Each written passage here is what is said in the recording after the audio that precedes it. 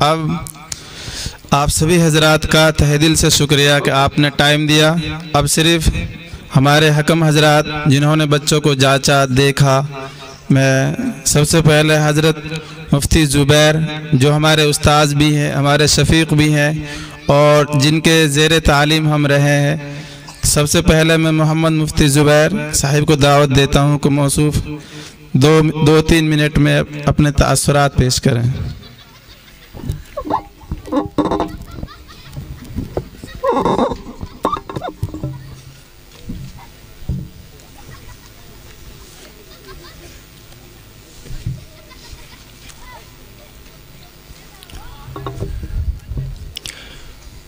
بسم اللہ والحمد للہ والصلاة والسلام علی رسول اللہ،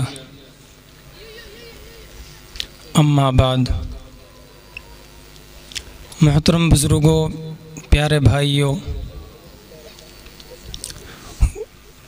گزشتہ سے پیوستہ پرسوں کے دن ان بچوں کا امتحان ہوا اور عربی دوم، عربی اول اور فارسی تینوں جماعتوں نے امتحان دیا، اور امتحان کی شکل بھی تقریباً یہی تھی جو اب آپ نے مسابقے کی شکل دیکھی ہے۔ اور میرے ساتھ رفیق کار حضرت مولانا آصف علی سوڑا کا دامت برکاتہم بھی تھے، جو اب بھی اس مجلس میں شریک ہیں اور آپ کے سامنے حکم کی حیثیت سے تشریف فرما ہیں۔ اس امتحان میں اور اب اس مسابقے سے یہ محسوس ہوا کہ ماشاءاللہ ان بچوں پر بڑی کوشش ہے، محنت ہے۔ اللہ تبارک و تعالیٰ سے دعا فرمائیں کہ اللہ تعالیٰ ان کی نظر بد سے حفاظت فرمائیں۔ کسی شاعر نے کہا ہے، لوگ کہتے ہیں کہ ہوئی شمع فروزاں لیکن، لوگ کہتے ہیں کہ ہوئی شمع فروزاں لیکن، موم کے جسم میں دھاگے کا جگر جلتا ہے۔ اس شعر سے ایک بات سمجھنے کی کوشش کرتے ہیں کہ جو یہ بچے آپ نے دیکھے کہ ماشاءاللہ عربی میں، فارسی میں اور اردو زبان میں اور انگلش میں، کئی زبانوں میں آپ کے سامنے انہوں نے اتنی شاندار انداز میں تقریریں، نعتیں، نظمیں پیش کی ہیں، اس کے پیچھے کوئی چیز ہے۔ جیسے ہمارا یقین ہے، اعتقاد ہے کہ یہ دنیا کا نظام بغیر چلائے نہیں چلتا، کوئی ذات ہے جو اس دنیا کو چلا رہی ہے، وہ خدا وحدہ لا شریک ہے۔ اسی طرح ان بچوں کے پیچھے بھی کوئی شخصیت ہے اور کسی کا ہاتھ ہے، اور وہ ہاتھ کن کا ہے؟ وہ ان کے استاذ محترم عزیزم مولوی محمد عاقل سلمہ اللہ تعالی ہیں۔ انہوں نے ان پر جو محنتیں کی ہیں وہ یقیناً اس کے قابل ہیں کہ ان کو صدہا مبارکبادیں دی جائیں۔ تو جیسا کہ اس شاعر نے کہا کہ لوگ یوں کہہ دیتے ہیں کہ شمع فروزاں ہو گئی، روشنی ہو رہی ہے، موم بتی جل رہی ہے، لیکن یہ بھی غور کرنے کا مقام ہے کہ وہ روشنی جب ہوتی ہے جب ایک موم کے اندر دھاگا جلتا ہے۔ اس طرح سے انہوں نے محنت کی ہے، تب جا کر کے یہ ہمارے سامنے نتائج آئے ہیں۔ بس دعا ہے، کیونکہ بہت سارے علماء کرام ہیں، اصل جو ہمارے مہمان ہیں ان کے مواعظ حسنہ سے بھی ہمیں مستفید ہونا ہے۔ اللہ تبارک و تعالیٰ اس پروگرام کو قبول فرمائیں، اور ان کے اساتذہ نے اور استاذ نے جو محنتیں کی ہیں اللہ تعالیٰ ان کو بھی قبول فرمائیں۔ وآخر دعوانا ان الحمد للہ رب العالمین۔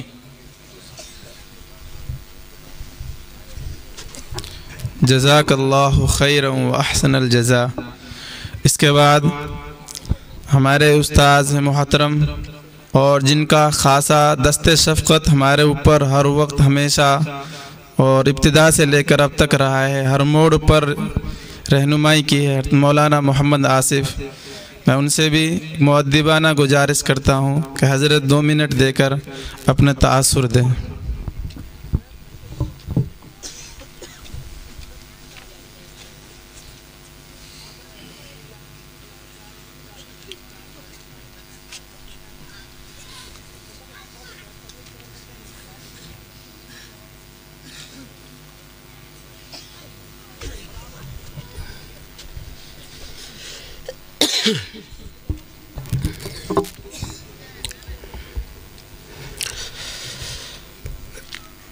نحمده ونصلي على رسوله الكريم، اما بعد۔ محترم حضرات، آپ بہت دیر سے بچوں کے طلباء کے پروگرام کو سن رہے ہیں۔ آپ نے دیکھا قدرتی طور پر بھی بارش نے حائل ہو کر پروگرام کو کسی طرح سے متاثر کرنے کی کوشش کی، مگر جب انسان کے اندر حوصلہ ہو اور ہمت ہو اور کچھ کرنے کا عزم ہو تو اللہ تبارک و تعالیٰ بھی اس کے لیے ماحول کو سازگار بنا دیتے ہیں اور ماحول اس کے لیے ہموار ہو جاتا ہے۔ طلباء کی محنت آپ کے سامنے آئی ہے، جیسا کہ میرے رفیق محترم حضرت مولانا محمد زبیر صاحب دامت برکاتہم نے بتایا کہ امتحان کے اندر بھی یہی شکل تھی، اور میں نے بھی اس وقت امتحان لیا تھا۔ تمام ہی جماعتوں کے اندر بچوں نے بہت ہی عمدگی کے ساتھ جوابات دیے تھے۔ خاص بات یہ ہے جو قابل غور ہے کہ ان کے پڑھانے والے 2-4 نہیں ہیں، صرف اکیلے ہیں۔ 3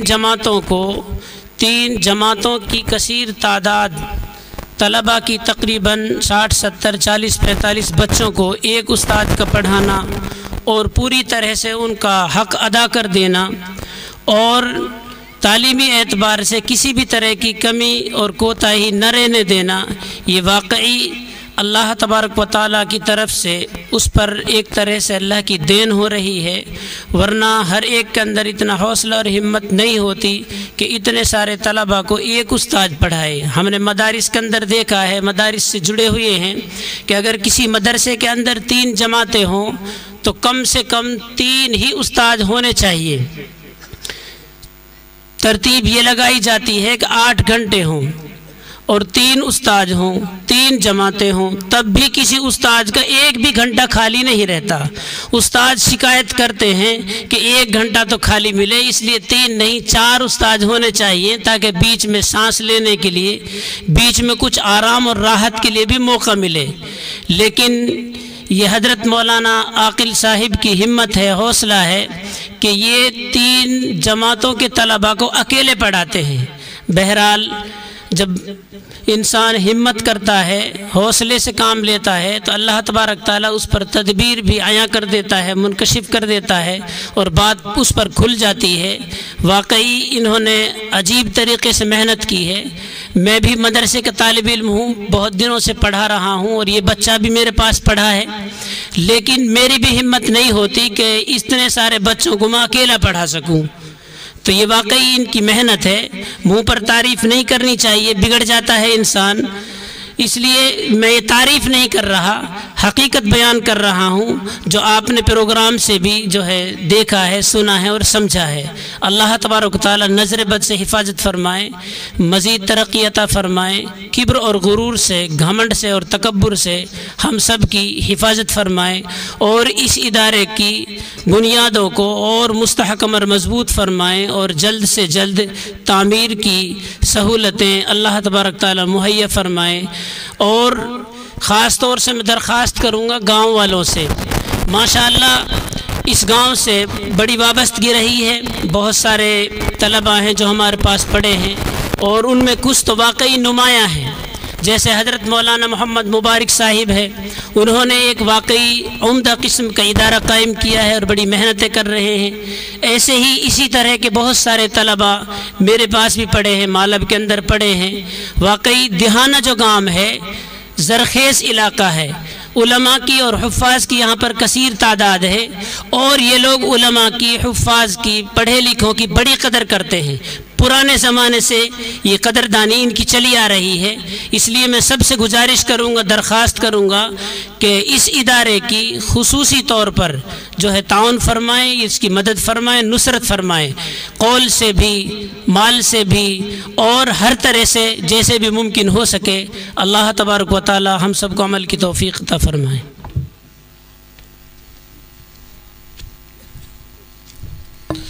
جزاک اللہ خیر و حسن الجزا۔ ہمارے اوپر جو ہم سے جو بھی کچھ بن سکا ہے صرف ہمارے اساتذہ کی دین ہے، ان کا ہی ہمارے اوپر دست شفقت ہے اور ان کا ہی احسان ہے۔ اور رہی گاؤں کا مسئلہ، تو اللہ کا شکر ہے، ہمیں اپنے گاؤں کے اوپر بھی فخر ہے۔ ہمارے تقریباً 40 بچے ہیں، 40 بچوں کا کھانا اپنے گھروں سے دیا، دونوں ٹائم کا دیا اور خوشی کے ساتھ دیا۔ اب سے پہلے یہ صرف ایک گاؤں کی خصوصیت تھی کہ وہاں ایسا کھانا ملتا ہے، وہاں کی عورتوں کی تعریفیں کی جاتی تھی، مردوں کی تعریفیں کی جاتی تھی، لیکن انشاءاللہ اب ہمارا گاؤں کا نمبر بھی اسی فہرست میں آ چکا ہے کہ یہاں کے لوگ بھی بچوں کی قدر کرنا جانتے ہیں، چاہے کتنے بچے لا کر رکھ دو، کھانا کھلانا جانتے ہیں۔ اللہ کی قسم بتا رہا ہوں، میں نے وہاں سے زیادہ محبت دیکھی ہے، وہاں سے زیادہ بچوں نے محبت دیکھی ہے۔ آپ بچوں سے پوچھ کر دیکھ لو، جتنا ہمارے گاؤں والوں نے محبت کی اور محبت سے کھانا دیا ہے، شاید اتنا وہاں بھی نہیں ملا تھا۔ بہرحال ایک سفر ہے، ایک بات ہے، وہ راز ہے، وہ کبھی ہو جائے گی۔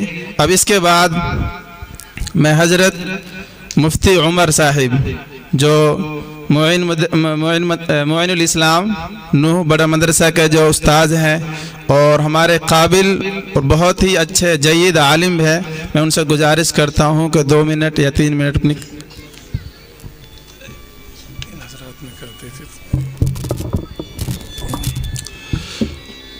الحمد للہ وحدہ والصلاة والسلام علی من لا نبی بعدہ، اما بعد۔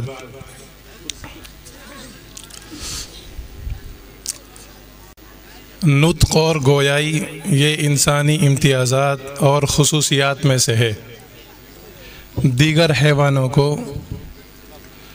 اللہ تعالیٰ نے بولنے کی، بات کرنے کی صلاحیت عطا نہیں فرمائی ہے،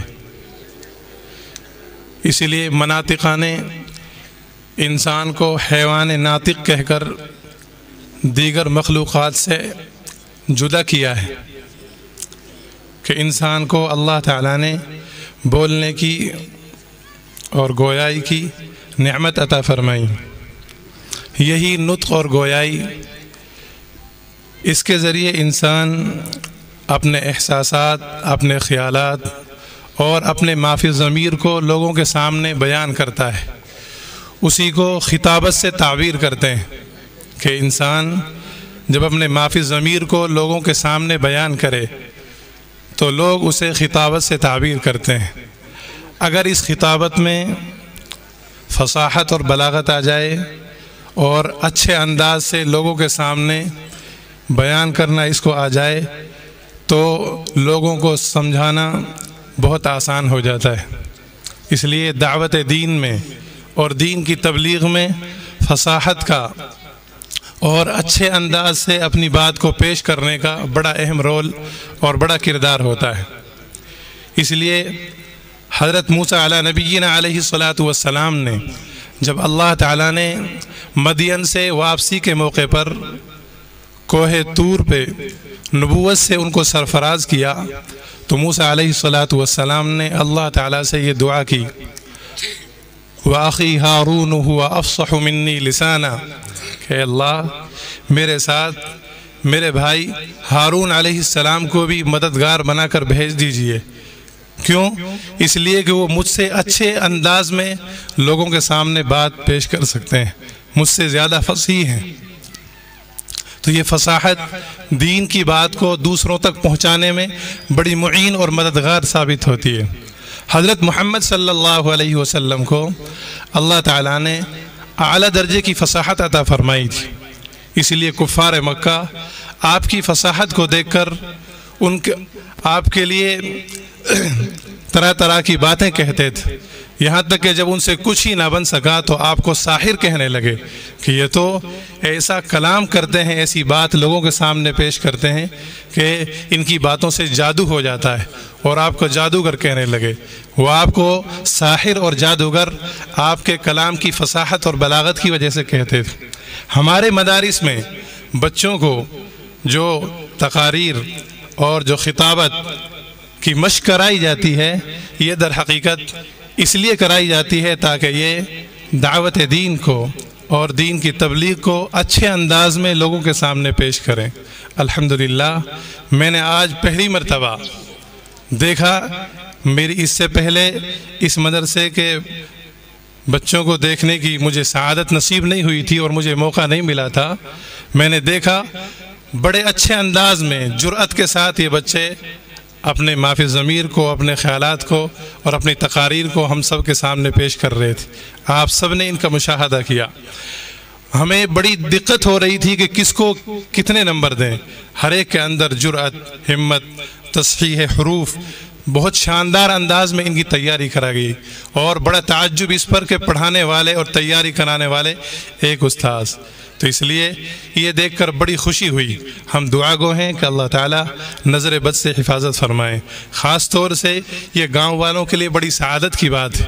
خوش نصیب ہیں دیہانہ گاؤں والے کہ یہاں عنقریب، یہاں بہت قریب مدت میں ہی 2 ادارے اور اہم ادارے جو اچھے کام کر رہے ہیں ماشاءاللہ قائم ہو گئے. یہ گاؤں والوں کے لیے مصائب، بلایا اور دیگر پریشانیوں سے چھٹکارے کے باعث ہیں. ایک حدیث کا خلاصہ مختصر میں پیش کروں. حضرت محمد صلی اللہ علیہ وسلم نے فرمایا کہ اللہ تعالیٰ کو کبھی اپنے بندوں کے، اللہ تعالیٰ جب دیکھتے ہیں کہ میرے بندے گناہ کر رہے ہیں اور کھلم کھلا اللہ تعالیٰ سے بغاوت کر رہے ہیں اور احکام کو توڑ رہے ہیں، تو اللہ کو اپنی نافرمانی اور لوگوں کے معاصی کو دیکھ کر غصہ آتا ہے، اور اللہ تعالیٰ اتنے ناراض ہو جاتے ہیں کہ اپنے عذاب کو بھیجنے کا فیصلہ کر لیتے ہیں کہ میں ان کو ہلاک کر دوں، یہ میری نافرمانی کر رہے ہیں. لیکن جب اللہ تعالیٰ دیکھتے ہیں معصوم بچوں کو کہ جو قرآن پڑھ رہے ہیں اور دین کو حاصل کر رہے ہیں، محمد الرسول اللہ صلی اللہ علیہ وسلم کی سنتوں کو سیکھ رہے ہیں، تو اللہ کو اپنے ان معصوم بندوں کو دیکھ کر رحم آ جاتا ہے اور اپنے عذاب کو بھیجنے کا جو ارادہ ہوتا ہے اس کو موقوف کر دیتے ہیں.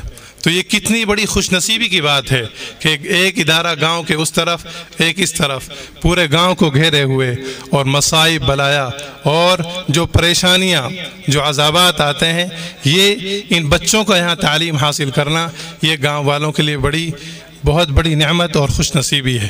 اس لیے گاؤں والے اس کی قدر کریں. اللہ کا احسان ہے، ہم نے سنا مولانا عاقل صاحب سے پہلے بھی، تو کہنے لگے جی بڑے اچھے انداز میں ہمارے گاؤں والے تعاون کر رہے ہیں اور خوش دلی کے ساتھ ہمارا ساتھ دے رہے ہیں. ورنہ تو ایک دم اتنے سارے بچے اور یہاں کر تعلیم حاصل کیے اور ذرا سا بھی تاثر نہیں ہوا ان کی تعلیم پر، اور بالکل ان کی تعلیم متاثر نہیں ہوئی. یہ گاؤں والوں کا بڑا اہم کردار ہے. اللہ تعالیٰ آپ کی محنتوں کو اور گاؤں والوں کے تعاون کو قبول فرمائیں اور نظر بد سے اس ادارے کی حفاظت فرمائیں. وآخر دعوانا